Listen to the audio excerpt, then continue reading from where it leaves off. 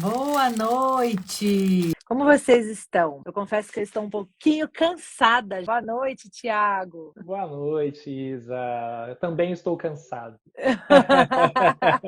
Tamo junto Mas é nessa, porque minha amiga, porque olha, a minha Bruna acabou de chegar, ela estava no teatro, eu estava aqui, uma mão aqui, a Yara tá lá na sala, janta, tudo isso, meu, vai, deu tudo certo, estamos aqui. Mas cansa, né?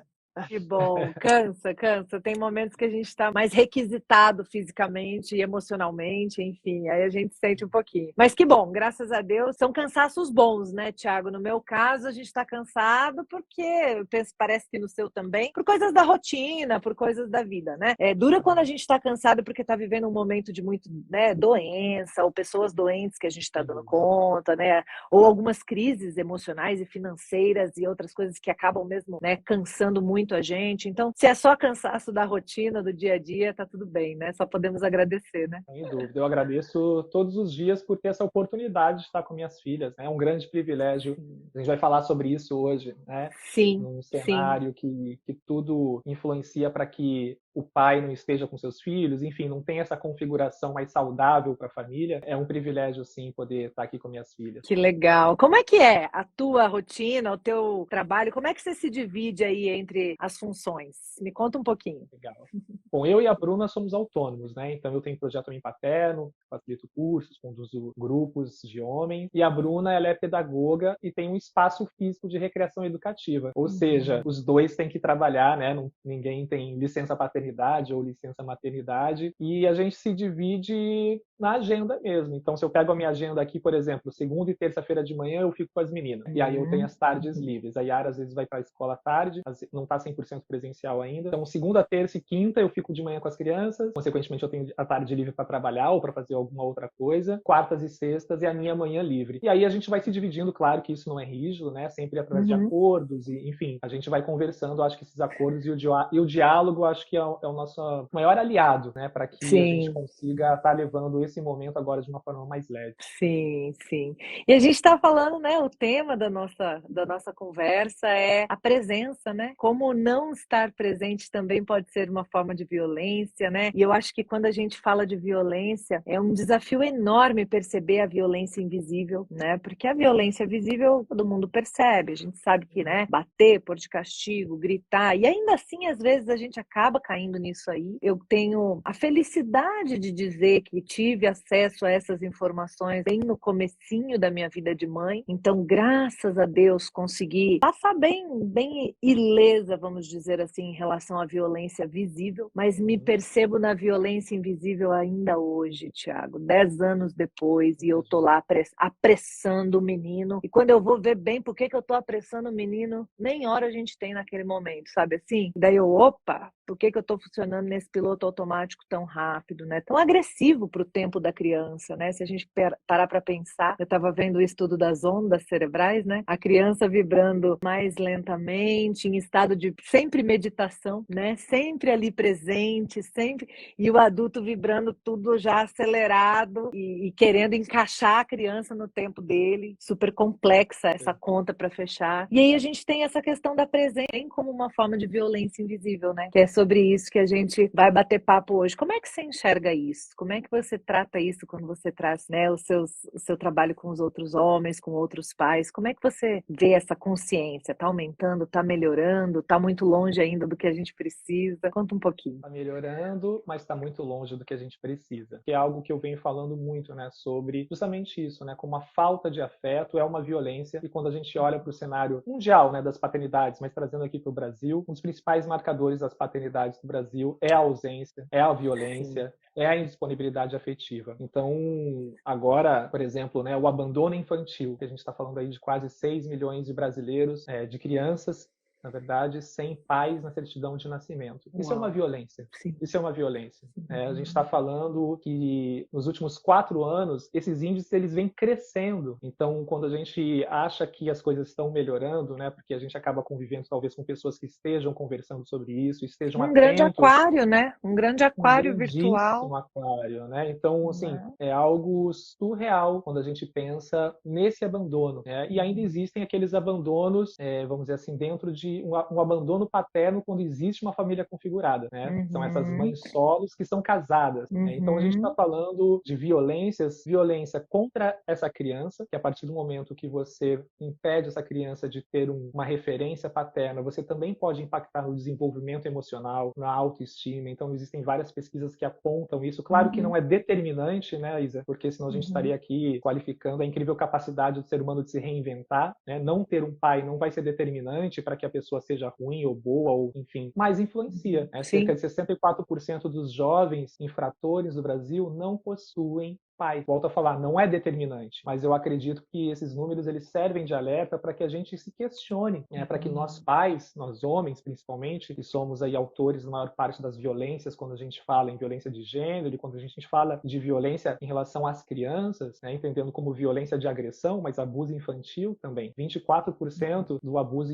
das crianças abusadas são abusadas por pais e padrastos, 24%. Então, o que está acontecendo com a nossa sociedade? E trazendo aqui para esse recorte do homem e do pai, eu vejo muitos homens preocupados em falar, né, o que as mulheres precisam melhorar, se defendendo de repente de alguns questionamentos, né, que gera desconforto, mas eu sempre fico pensando que a gente deveria, antes de se tentar se proteger, né, e entrar nesse processo, vamos dizer assim, de, inclusive quando se defende acusando, né, não, porque você também faz, ou mulher também bate, ou mulher também violenta, né, mulher também abandona, que são, assim, é muito desproporcional. A gente deveria estar justamente preocupado em priorizar, por exemplo, 4 pautas que é fundamental antes de a gente falar em reconhecimento da nossa paternidade, porque a gente está vivenciando um momento ainda de reparação, quando a gente olha toda uma ancestralidade, uma história que a gente está falando, né, de ausência e de violência. Primeiro, né, poxa, por que a gente não fala entre homens, entre pais, sobre abuso infantil, que eu acabei de mencionar, sendo que nós somos os principais geradores dessa violência? Por que a gente não fala sobre o abandono infantil? E não sei se você sabe, Ana, mas tem um dado que eu fiquei muito chocado, que só reforça isso que a gente está falando. 80% das crianças, 80% das crianças com algum tipo de doença rara no Brasil são abandonadas pelos seus pais. 80%. Uau. Sabe? Então, assim, é muito forte. Falar sobre abandono deveria ser uma pauta entre os homens. O abandono infantil, a violência doméstica. Então, são pautas que, enquanto homens, não falarmos, nos organizarmos para debater sobre essas violências, vai ser muito difícil a gente ainda ter um reconhecimento, inclusive desse movimento que é muito bonito, que é muito importante, dessas transformações das masculinidades e das paternidades, mas que se a gente não se apropriar dessas pautas, até porque essas pautas, elas são das mulheres, é incrível isso, né? A gente vê, a maior parte dos projetos de lei em relação à licença paternidade são propostos por mulheres. Então, as pautas que deveriam ser masculinas são pautas femininas, né? Porque vocês que acabam sentindo as dores. Fala, se você não corre, eu vou solucionar esse problema, né? Que é um problema seu, você é o responsável, mas beleza, então eu vou arcar mais uma vez com a sua responsabilidade. Então, é daqui eu acho que a gente tem que sair a partir desse papo aqui que a gente está batendo, Isa, que é desse lugar. Antes a gente falar, né, em lados positivos, talvez, da presença paterna, a gente precisa localizar as pessoas que esses são os principais marcadores das paternidades no Brasil. E que a gente está muito longe ainda do que se imagine, do ideal quando a gente fala em equidade, quando a gente fala de afeto, né, e presença. E sabe que é tão interessante você falar, né, que rola essa coisa de querer defender-se, né, de querer, mas você também, mas, né, e se você parar para pensar, aonde foi criada essa postura, né, essa postura. Então, na forma como a gente foi criado, a gente foi programado para fugir do problema ou para encontrar um culpado que não seja a gente. Isso vem do nosso processo de educação. E todas as relações vão funcionar melhor quando a gente simplesmente parar de procurar culpados e fugir do problema e falar o que está no meu controle. É muito interessante porque isso que você está trazendo, né, para a figura do pai, do homem, né? Na verdade, é o que resolve boa parte da vida toda, como um todo. Porque, às vezes, também, as mulheres também tiveram educações parecidas nesse sentido, né? E ficam nesse lugar também, sabe? Porque, para acontecer essa dinâmica, eu preciso de agressores e agredidos e vítimas, né? Eu preciso ter. O sistema não se alimenta se não tiver esses dois, né, papéis. Então, é muito legal porque do lado de cá, nós mulheres também precisamos olhar, porque às vezes, né, quando tem um homem falando mal dos homens e dos lugares em que os homens se colocaram na nossa sociedade e tal, as mulheres, é isso aí, é isso mesmo, fica todo mundo também se sentindo super feliz e representada, né? Com razão, muitas vezes, mas esquecendo que tem um lugar também diferente de assumir na relação, na vida, né? Uma postura de onde está, até onde está a minha área de controle aqui, até onde eu posso tomar as decisões para realmente falar, não vai ser assim comigo, né? Não funciona dessa maneira aqui. Então é muito interessante isso, é muito interessante. Eu acho que tem um outro ponto, pensando também no nosso mundo de hoje com relação às mulheres, que a gente vem de histórias em que a gente teve questões fortes de autoestima, e aí a gente é jogada num mundo em que a gente tem que dar muito conta desse modelo midiático, fanático, horroroso, que a gente precisa atender, né? Todas essas coisas de Super mulheres, né? Todas estética, vocês têm que ser super mulheres. de carreira, né? Então, até muito pouco tempo, um homem grisalho era charmoso, uma mulher grisalha, um relaxo, né? Aliás, ainda é, né? Eu já tô meio que nadando contra a corrente aí, mas ainda Tô é. achando você Ainda uma é visto gata. assim.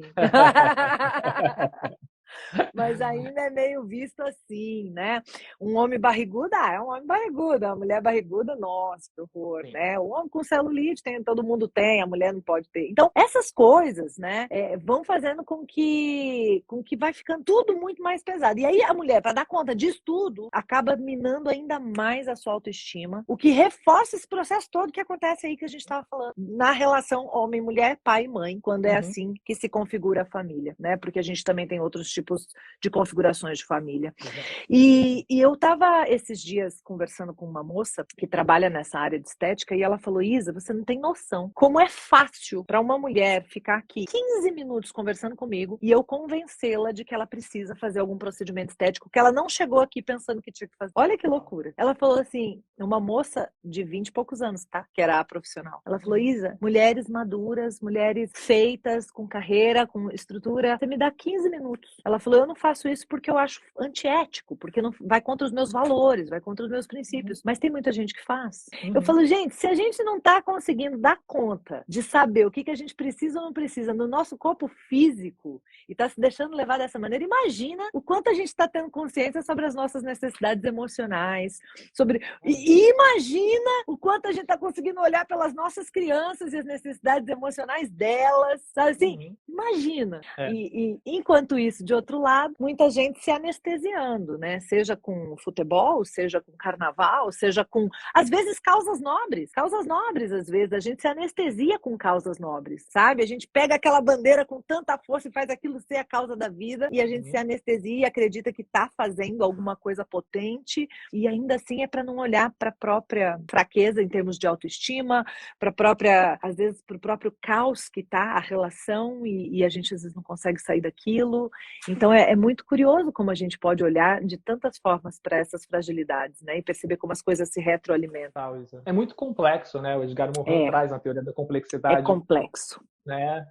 Sempre que a gente estiver diante de um fenômeno humano, a gente tem que ter múltiplos olhares, né? Pontos de vistas, porque senão a gente sempre vai estar limitado. A gente está falando de fenômenos humanos e a gente está falando Sim. de construções humanas e construções sociais, porque se a gente pegar, pincelar tudo isso que você falou, que foi incrível, a gente pode pontuar aí algumas estruturas que nos atravessam e que vão influenciar justamente nisso, né? Que é uma estrutura patriarcal, sim, machista, sim, capitalista, sim, que faz com que, né, exista uma hierarquia de poder e normas e regras rígidas que vão determinar os papéis, inclusive de gênero, e os papéis sociais e os papéis dentro dos núcleos familiares. Isso é imposto, né? Quando você nasceu, quando eu nasci, te deram uma caixa, me deram uma caixa. Você é uma mulher, você tem que ser cheirosinha, rosinha, bonitinha, né? Perninha fechada, linda, maravilhosa, fofinha, cuidadora, boneca, vai ser mãe e você tem que ser feliz sendo mãe, né? Que é o mito do amor materno, bailarina, mito do amor materno, né? E você tem que saber ser mãe, senão que tipo de mulher é você que não sabe ser mãe e não gosta de ser mãe, né? E nós homens temos que nascer para ser guerreiros, heróis, né? Disponivelmente afetivos, né? Com disponibilidade afetiva, porque senão a gente vai mimar nossos filhos, né? Viril, sempre disponível, né? Sexualmente, então sempre Então essa é a caixa que nos entregam. E Eu acho violento, que hein? não, E altamente violento. violento, né? Se não for Altamente. violento, é viado. É Raiva, assim. né? É Exato. assim. Porque a raiva é o único sentimento autorizado dos homens Que coisa louca, cara. que a Que, gente é que autorizado tristeza. a demonstrar, né? Porque se eu muito tenho uma triste. raiva, se eu tenho uma ira, se eu te dou uma porrada, eu sou o homem. Então existe uma autorização pautada nessas estruturas da violência, sem falar do racismo, né? Porque se a gente for segmentar aqui, a gente vai entrar em uma outra camada que impacta Sim. muito mais ainda. Mas essas estruturas, elas acabam naturalizando e forjando essas violências. E isso vai impactar em tudo isso que você falou, né? Inclusive, justo o capitalismo, a partir do momento, então, que você ganhou essa caixa, né, dessa mulher que tem que ser feliz assim, e agora dentro de um sistema capitalista também, aonde existe capitalista e dentro de uma ascensão dos movimentos feministas, né, que fala, olha só, eu também não só quero ficar aqui em casa, eu quero ter a minha autonomia e liberdade, vocês vêm conquistando isso, só que tá em um lugar desconfortável que não é que agora você pode ser isso, você tem que ser tudo isso. E quem paga a conta essa virou maior a nessa caixa, história né? aí é a criança, né? Porque agora os dois saem. Os dois A saem. criança, eu acho que se colocasse Né? num grau de peso, né, seria a criança e a mulher, ou quem Sim. cuida, né? Se a gente ampliar aí essa questão de consolidação familiar, sem dúvida nenhuma que a conta ainda é maior para a mulher, né? No sentido generalizando, né? Sim. Não tenha dúvida, porque ainda é uma caminhada, né? Até a gente conseguir chegar, né? A igualar, enfim, salários e condições e não sei se chega, né? Tem isso. Agora, do meu olhar que é aquele o mundo sob a perspectiva da criança, né? Eu fico pensando aqui, gente, aí os dois saem. Aí os dois começam a trabalhar no modo externo, acelerado, foco no resultado, faca na caveira, porque é isso que acontece. E agora eu tô falando de mim, né? Tô falando da minha trajetória. Então, quando chega o bebê nesse meio, você imagina, né? Que loucura. Porque é muito interessante também, Thiago, que isso que a gente tem como ideal masculino, que você descreveu muito bem aí, no meu estudo, meu olhar, assim, por exemplo, de temperamentos, a gente vinculou ao homem umas características que são do temperamento colérico. E que, por exemplo, eu tenho bastante delas, sabe? Então, tem mulheres como eu que têm muita dificuldade de ser aquela mãe no ninho, assim, que vai botar as galinhas, né? A galinha vai abrir as asinhas, vai botar todos os pintinhos embaixo das asas, e que vai gostar de ficar ali, e que vai ter muito prazer com isso e tal. Não, sabe assim? E aí, você aquela deve ser muito brincadeira julgada por causa disso, né? do menos mãe, né? Aquela brincadeira. Aí o que eu fiz, Thiago? Pra eu fechar essa conta e não ser tão julgada assim, eu transformei a maternidade no meu trabalho. Entendeu? Foi o jeito que eu encontrei, né? O jeito que eu encontrei. Mas você sabe qual foi a minha principal motivação para fazer isso? Como eu preciso trabalhar e já me entendo, tenho muito da minha identidade vinculada ao trabalho e essa coisa de fora, de caçar, de fazer, de acontecer. Por isso que eu te falo, não são características masculinas. O estereótipo mas é o temperamento colérico. As mulheres que têm predominância do temperamento colérico também têm isso. E os homens, por sua vez, têm predominância, por exemplo, do temperamento melancólico, são mais afetivos por natureza, sabe? E por isso eu digo, né? A gente foi colocar isso no perfil masculino e feminino e, na minha visão, é um grande equívoco. Um grande equívoco. Que existe. Porque aí a gente pega homens que são simplesmente mais sensíveis e acaba estigmatizando, né? Como se fossem feminilizados ou mulheres masculinizadas. E não é isso. Não é isso. É um traço de temperamento e não de sexualidade. Sabe assim? Então eu acho que a gente equivocou-se lá no começo quando colocou isso na teoria, de alguma maneira, que eram traços masculinos e femininos. Para mim, ouso dizer, né? Não são. Sabe assim? Enfim, um olhar aqui para a gente, né, trazer eu tô contigo porque todos esses aspectos, né?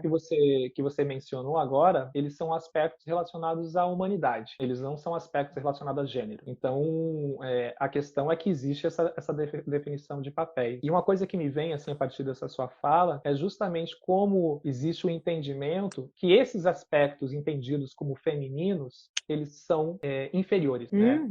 Então, a sensibilidade, o cuidado, ele ainda é entendido tanto que quem cuida, né, eu me arrisco a dizer que o cuidado, quem cuida é invisibilizado. O ato de cuidar é invisível. É claro que a maior parte das vezes são vocês mulheres que caem nesse lugar, por isso que eu acho que a maior parte das pessoas que relatam, principalmente, né, após a chegada dos filhos, essa invisibilidade são as mulheres, porque elas estão ocupando, vocês que ocupam esse lugar de cuidado. Mas eu falo, assim, por experiência própria, palavra, só para enfatizar como o cuidado, quem ocupa esse lugar acaba sendo invisibilizado, é porque a partir do momento que eu também comecei a assumir esse lugar de cuidador aqui em casa, eu também comecei a sentir um pouco desses efeitos dessa invisibilidade. Porque o cuidar é uma obrigação não reconhecida.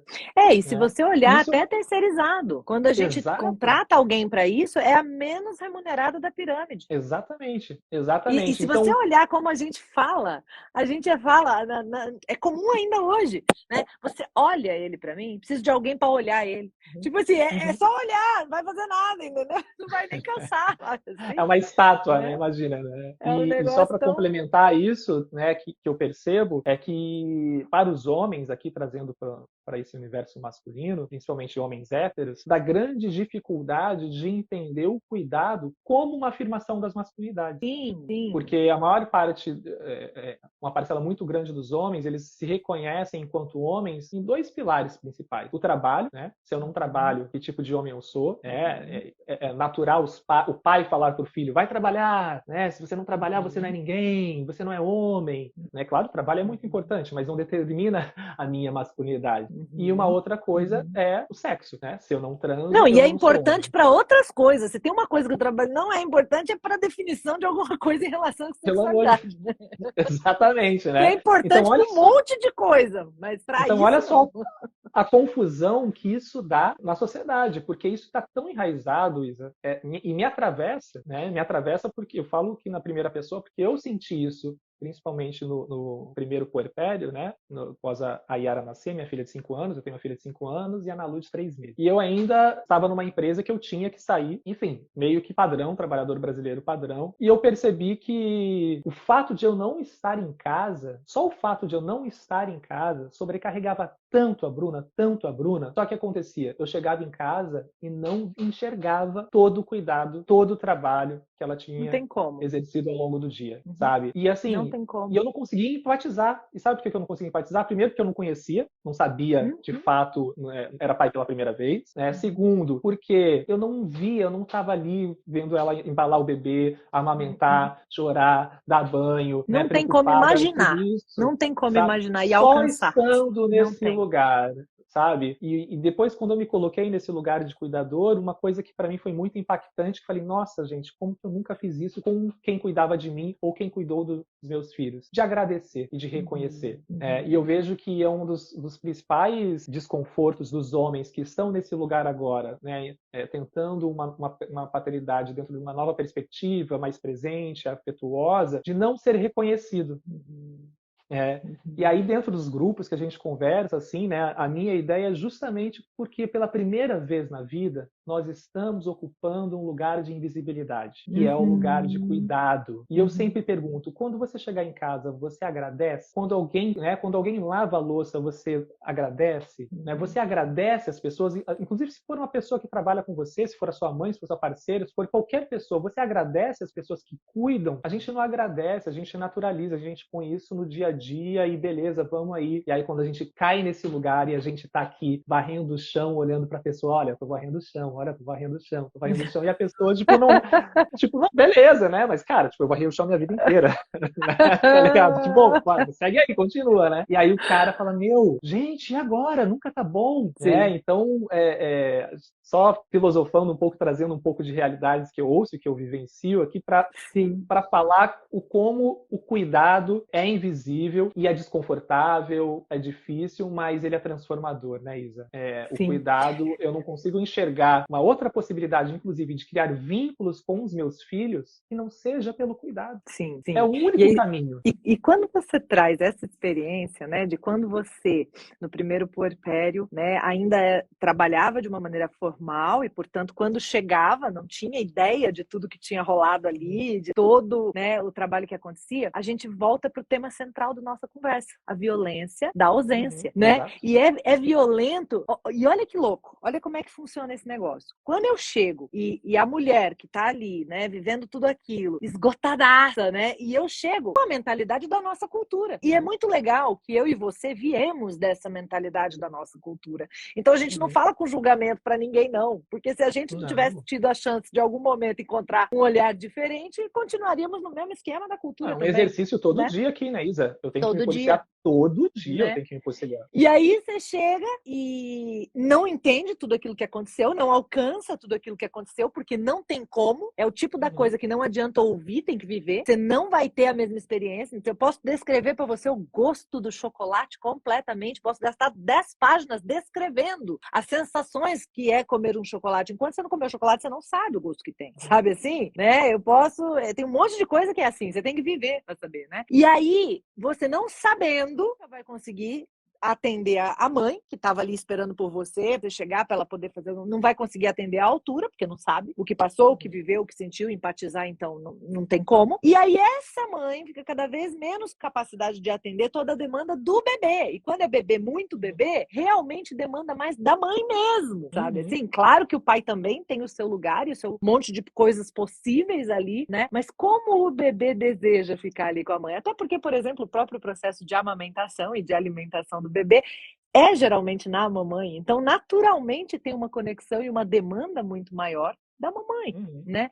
E aí eu vou criando essa cadeia de violência, né? E lembrando a importante questão da fusão emocional, né? O bebê tá na mesma piscina emocional da mamãe. Então, se mamãe não consegue estar empatizada, atendida, emocionalmente conectada ali com o parceiro, o bebê vai sentir isso tudo também. Enfim, todos pagamos a conta. Não é uma conta só, mas todos pagamos a conta. E só pegando o gancho da tua experiência, que eu achei muito legal, você, né? Quando permitiu-se viver este outro lado invisível do cuidar, né? E percebeu aí o tamanho, o peso, a grandeza e os desafios e a invisibilidade, quando você sentiu tudo isso na pele, aí você entendeu, né? E o que fica aí como um exercício sugerido para todo mundo que tiver essa, né, essa sensibilidade de falar, cara, eu vou viver essa experiência, vou fazer isso um dia. Eu queria também trazer um outro ponto que me chama muito a atenção e que eu acho também que não existe outro jeito de chegar lá a não ser vivendo, que é oferecer parâmetros às crianças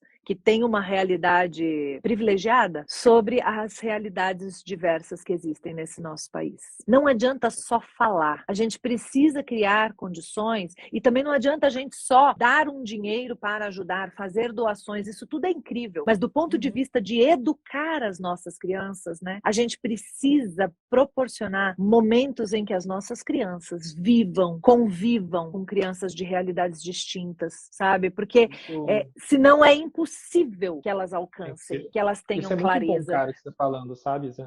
Só desculpa te interromper, porque me veio uma frase não, mas é de isso um mesmo, amigo terminei, meu, a bola é sua. o Bruno Vilas Boas. Ele tem um canal aqui no Instagram chamado Papai Flip. E eu sou o produtor de um evento chamado PAI, Desafios das Paternidades Atuais, um evento anual realizado pelo Papo de Homem. E um desses eventos ele participou e o assunto era justamente sobre diversidade, né? Como que a gente lidar, como a gente cria nossos filhos, como a gente prepara nossos filhos para toda essa diversidade. E ele falou uma frase que, assim, mudou a minha forma de enxergar e eu vi o quanto fez sentido na minha vida, porque a frase é a seguinte: nós não precisamos criar nossos filhos para a diversidade, nós precisamos criar nossos filhos na diversidade. Na diversidade, perfeito.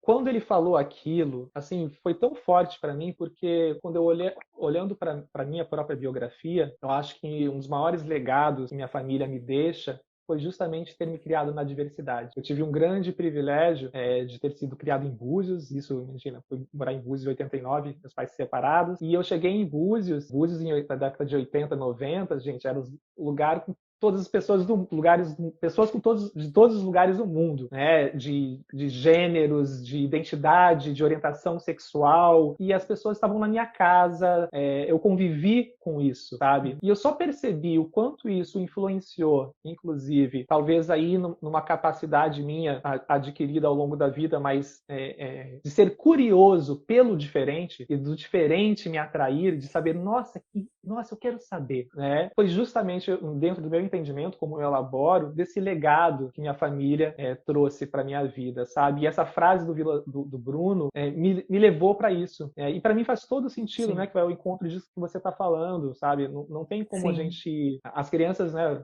Você, enfim, é incrível quando fala disso, né? As crianças, elas não aprendem como a gente fala, elas aprendem pelo que a gente é, como que a gente se expressa, como que a gente se movimenta, como que a gente respira. Perfeito. Então não tem como a gente educar não seja racista, tipo, do do outro lado da janelinha aqui apontando, né? A gente tem que criar nossos filhos antirracistas, por exemplo, com crianças negras, para que ela naturalize as diferenças, para que ela consiga conversar com essas diferenças, que é, inclusive, né, a maior oportunidade de a gente crescer. É a maior Né? oportunidade, É a faz maior bem para todo oportunidade. mundo, é potente, é lindo, é enriquecedor, né?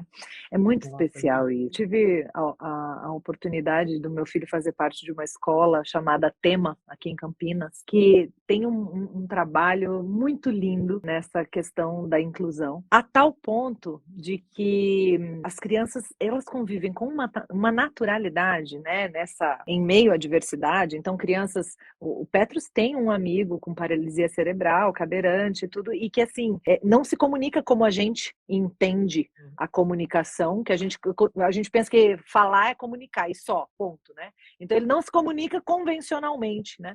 Mas era incrível quando eles estavam compartilhando a mesma turma, a mesma sala, como ele falava desse amigo, né? Não, porque o Gabi não quis, o Gabi não gostou, o Gabi queria outra coisa, o Gabi falou assim, o Gabi falou assim. Você jamais, na conversa com o Petrus, teria ciência de que existia alguma diferença com o Gabi, sabe assim?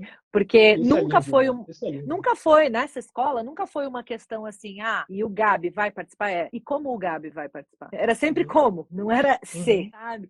Então, é muito especial e eu sou muito grata, assim, por essa construção, por esse momento vivido ali, porque isso fez diferença, inclusive, para mim. Porque eu percebi muito claramente que eu não tive essa chance e que eu me constranjo em algumas situações sem saber, inclusive, como interagir, né? E o meu filho age com a maior naturalidade porque teve essa chance. Então, é exatamente isso que você trouxe, sabe? De conviver na diversidade, sabe? Assim, porque é enriquecedor para todos.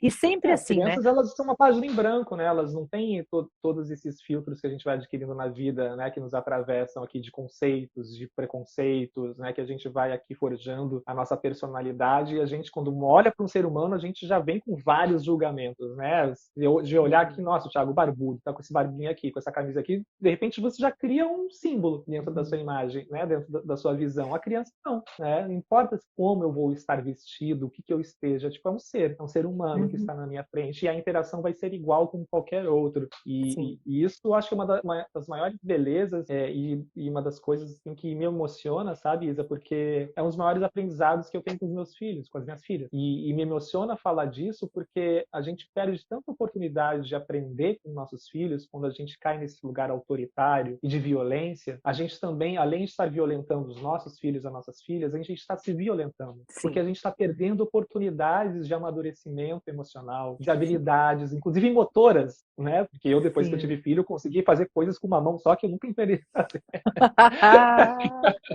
Né? Então, assim, a gente perde oportunidades de criar novas formas de se relacionar com as nossas parceiras ou nossos parceiros, de se relacionar com o mundo. Então, é uma autoviolência também quando a gente fica nesse lugar autoritário, né, sustentando essa caixa que é insustentável, porque ou eu vou violentar alguém ou eu vou me violentar, adoecendo, me matando, entendendo que, né, os homens se matam muito, por exemplo, né, cada vez mais. Então, a gente cai novamente num ciclo de violência quando a gente não olha com prioridade para essas relações do início da vida.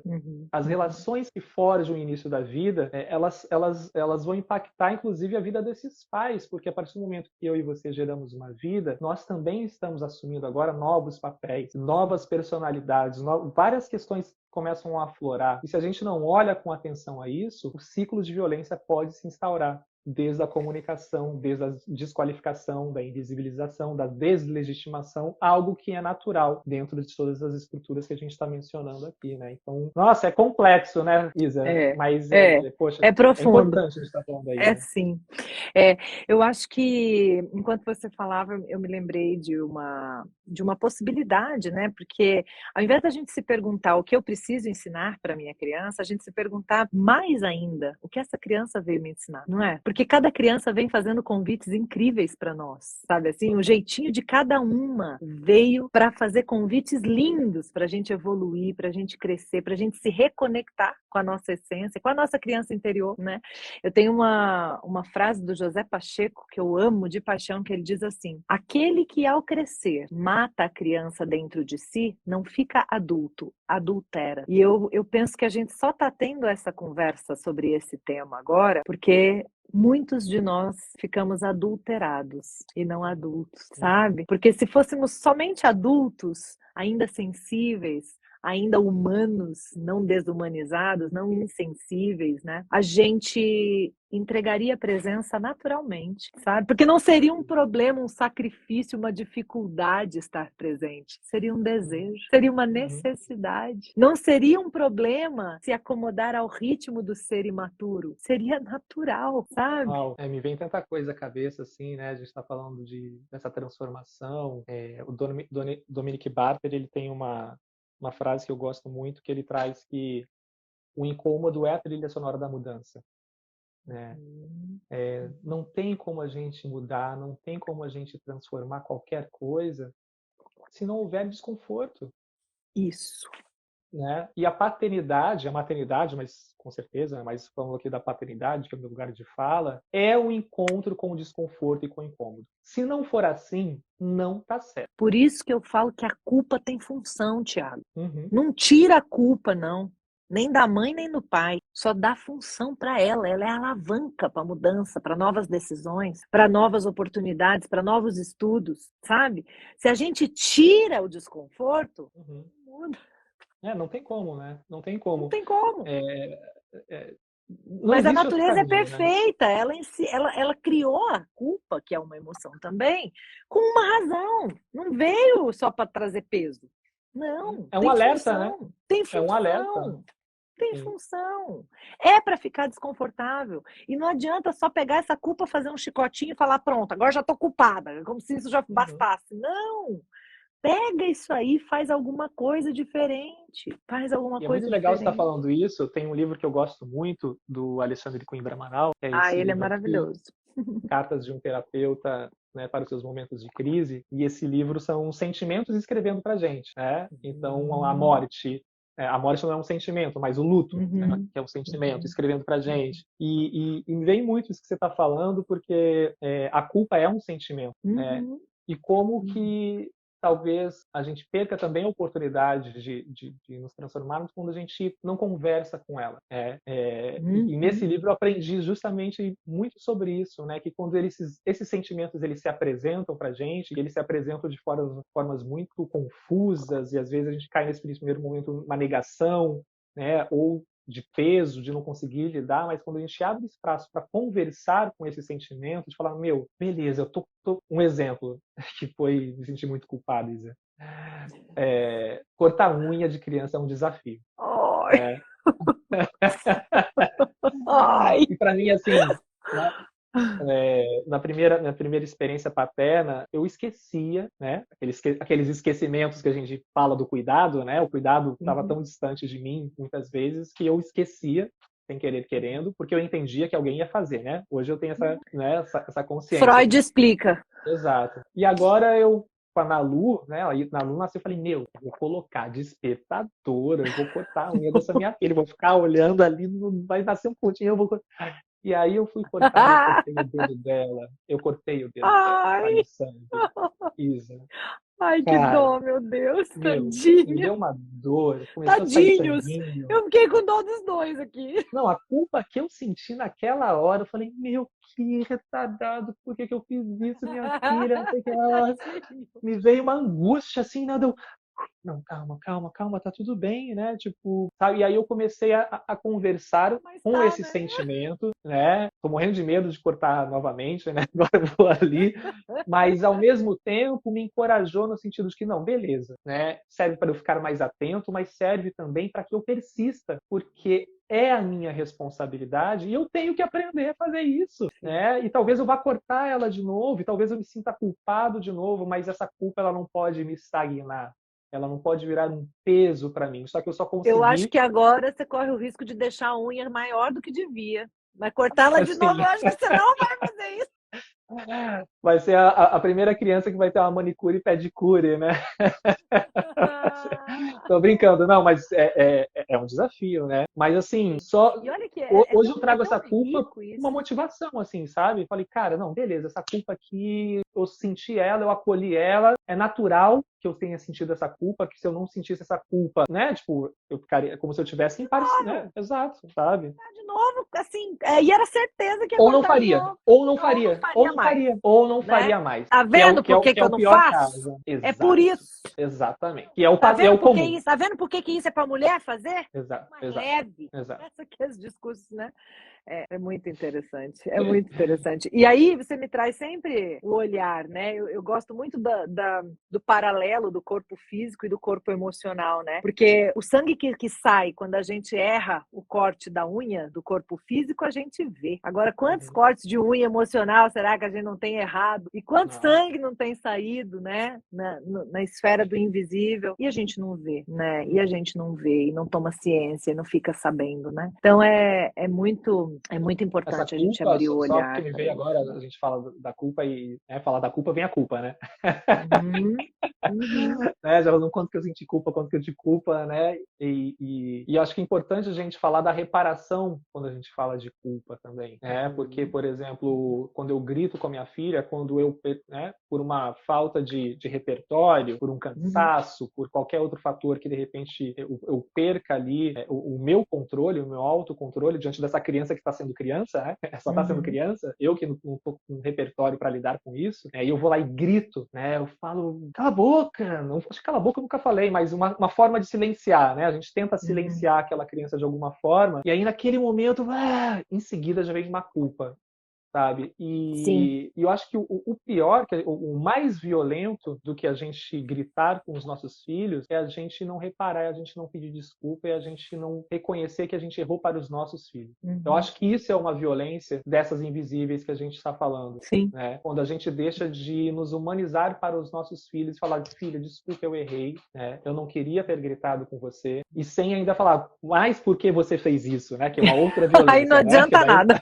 Exatamente, né? Aí não adianta nada. Exatamente, mas para que a gente não perca a oportunidade de reparação, de uma reparação legítima, né? Sim. Porque é isso, a maior parte das vezes é a gente que não tem esse repertório para lidar com uma criança que está sendo criada. Sim, e o mais lindo da reparação é que, além de aliviar a criança, né, de que não foi culpa dela, de que tá tudo bem, você ainda modela. É assim que faz quando erra. Você pede perdão, sabe? É assim que faz quando erra, né? E às vezes a gente ainda tem essa cultura de que não pode pedir perdão para crianças, não vai perder a autoridade, né? A gente ainda tem uns resquícios dessas coisas, né? Não posso voltar atrás, agora que eu já falei isso, né? E na verdade, se a gente tem essa sensibilidade de, olha, é assim que faz quando erra, a gente pede perdão, você me perdoa, né? E é tão lindo, é tão potente, né? Porque aí a gente não starta no outro defesa. Porque quando a gente faz o grito ou alguma coisa de uma forma que às vezes o outro se sente ou humilhado ou injustiçado, vem defesas, né? Vem defesas ou de fechar-se ou de atacar, né? De duas uma. E quando a gente percebe que fez isso e a gente já logo se abre na vulnerabilidade, as defesas. Exato. Sabe? Exatamente. E Então é lindo. abre uma porta porque o Bowlby traz como vínculo seguro, né? Porque a nossa relação ela é pautada no respeito, ela não é pautada na violência. Sim. E isso vai fazer com que, se você é minha filha, né, e eu te peço desculpa, a gente tem uma relação tão próxima, inclusive, de acolher os nossos erros, e isso se torna tão seguro que você vai ter a liberdade, a segurança de ir sabendo que qualquer coisa que acontecer na sua vida, você vai ter um porto seguro. Tem para onde voltar, né? E isso é liberdade, né? Sim. Isso é liberdade, isso é segurança e é forjado quando existe um vínculo seguro, quando existe esse espaço de acolhimento, de vulnerabilidade. Não existe outro caminho para a gente criar vínculos seguros com os nossos filhos se não for através disso. Agora, uma coisa muito importante, Thiago, que me ocorre nessa nossa conversa. A gente também precisa tomar cuidado de garantir que continuamos evoluindo. O que eu estou querendo dizer com isso? Não se acomodar. Ah, se eu pedir desculpa, então fica tudo bem. Então eu posso ficar fazendo sempre os mesmos erros e sempre pedindo desculpa, e aí eu viro essa mãe que desculpa, desculpa, desculpa, desculpa. Não. Eu sou daquela linha que, assim, falhou, tá falhado, não se falha mais nisso. Vamos aproveitar essa falha para estudar e ver, Muito bom. aumentar o repertório, fazer alguma mudança na rotina para não ficar tão exausto nessa hora do dia, não sei, criar rede de apoio, que eu também acho que é importante a gente assumir a responsabilidade por criar rede de apoio. Algumas pessoas têm naturalmente por uma circunstância da vida, outras não. Então, como eu vou criar a rede de apoio? Porque senão a gente fica toda hora fazendo a mesma coisa e voltando na mesma desculpa, e parece um disco arranhado, né? E aí também a gente não está, né, conseguindo ser efetivo no nosso processo de evolução, né? Então também isso não faz bem para as nossas crianças, isso traz instabilidade. Tum, tum, tum, tum, tum, tum. E a criança nunca sabe que hora que vai vir uma bomba de novo, e aí não tem o apego seguro que você trouxe. Exato. Né? Então é muito importante a gente garantir que a gente vai pedir perdão quando precisar e que vai continuar buscando a evolução, né? Vamos fazer um combinado com essas pessoas que estão nos assistindo. Vamos! Todo mundo aqui, ó, escreve sim se estão de acordo com a gente aqui, para a gente criar um acordo, porque a gente precisa, eu acho, criar acordos sociais, né? Porque a gente está falando aqui de uma transformação social, né? O Michel Odin, que é um dos obstetras mais reconhecidos, assim, ele fala, né? Se a gente quer criar um novo mundo, quer transformar o mundo, a gente precisa transformar a forma que a gente chega ao mundo. Ele fala mais relacionado ao parto, mas se a gente olhar de uma forma mais ampla para essa frase, a gente está falando do início da vida e tudo que envolve o início da vida, né? Não necessariamente o parto. E quando você fala de rede de apoio, eu chamo a atenção aqui especialmente dos homens que estão aqui, porque quando a gente fala em rede de apoio, provavelmente vai vir uma imagem de uma mulher buscando rede de apoio. Poucos homens buscam rede de apoio, poucos homens criam rede de apoio, poucos homens são rede de apoio. Então, é um chamado, é uma convocação que eu faço para os homens que estão aqui. Porque sem rede de apoio é humanamente impossível criar filhos saudáveis de uma forma saudável, inclusive para esses cuidadores. E essa responsabilidade não pode ficar, mais uma vez, né, como um cargo das mulheres, sabe? E isso, né, essa irresponsabilidade, porque essa nossa responsabilidade também é uma violência, né? Então a gente está falando aqui, a gente cai novamente nesse ponto, né, de várias violências que a gente comete quando a gente faz a manutenção do que já está. Sim. E quando o homem se abstém, por exemplo, de criar rede de apoio, é mais uma ausência que é violência, né? Porque a ausência não é só ausência física ou só ausência, é ausência de atitude, de tomar frente, de ver o que precisa ser feito para melhorar aquelas condições, né? Ai, que delícia de conversa. Adorei, adorei demais. Fiquei muito feliz realmente por esse convite. Eu acho que quanto mais a gente criar pontes, né? Quanto mais a gente se unir por esses propósitos comuns que nós temos, né, da primeira infância, da humanização do parto, do afeto, da presença, do cuidado e da não violência, a gente vai estar construindo de fato, talvez de uma forma bem lenta, né, porque o mundo está muito louco, mas um mundo melhor, né? Por mais que para muitos seja uma utopia, mas eu vejo que é um caminho, né, e a gente precisa seguir nesse caminho. Sim. Mas eu ainda acredito muito que tem muito mais gente boa do que ruim nesse mundo, Thiago. Se Deus quiser, a gente precisa acreditar nisso, né? E a gente vai fazendo um movimento devagarzinho, mas a gente vai indo. Obrigada, viu? Muito legal falar contigo. Adorei. Obrigada mesmo. Gente, obrigada para todo mundo que acompanhou.